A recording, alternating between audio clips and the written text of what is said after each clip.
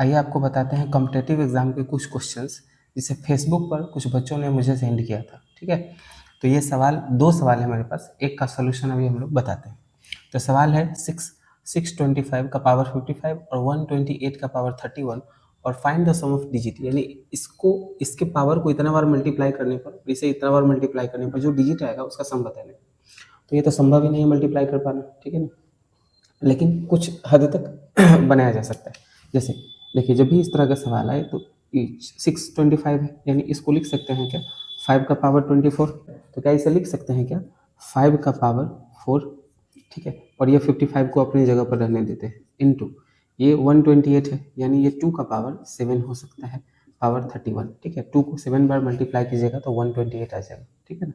अच्छा, फिर से तो इसे ऐसा कर सकते हैं कि पावर को इससे मल्टीप्लाई कर दे, तो 5 का पावर 5 चौका 20, 5 चौका 20 है 2, 22 इंटू इसे मल्टीप्लाई कर सकते हैं 2 का पावर 1 7 3 21 217, ठीक है ना।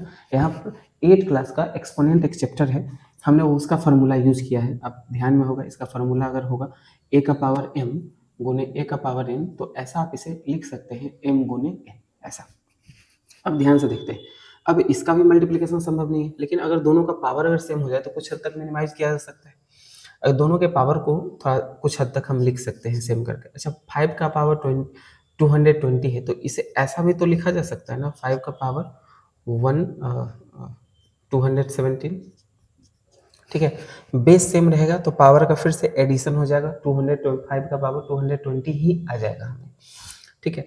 फिर से यहाँ पर है 2 का पावर 217, ठीक है, 2 का पावर 217।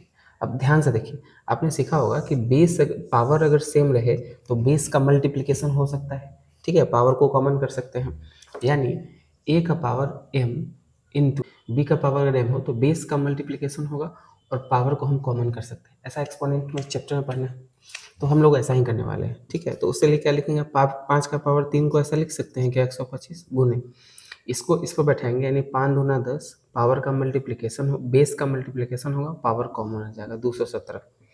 अब 125, अब ध्यान से देखो जाए, अब 10 का पावर 217 है, यानी इसके पीछे 217 बार हमको जीरो लिखना पड़ेगा।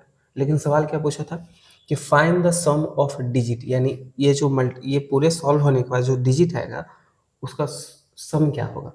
तो इसके बाद तो सिर्फ हमको जीरो मिलेगा, तो सम में जीरो को अगर हम शामिल करें तो कोई फर्क तो पड़ता नहीं, इसलिए हम लिख सकते हैं कि सम ऑफ डिजिट बराबर 1 + 2 + 5 यानी 8। तो हमारा सोल्यूशन होगा